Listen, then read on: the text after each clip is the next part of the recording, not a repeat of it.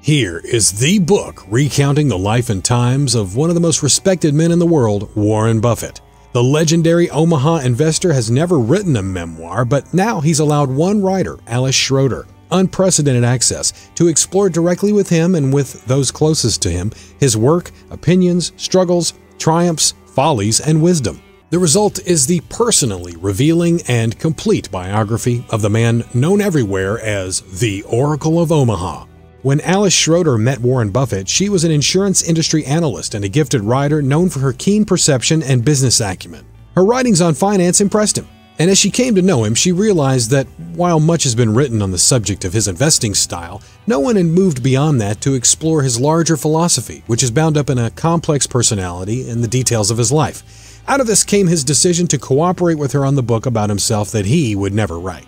Never before has Buffett spent countless hours responding to a writer's questions, talking, giving complete access to his wife, children, friends, and business associates, opening his files, recalling his childhood. It was an act of courage, as The Snowball makes immensely clear.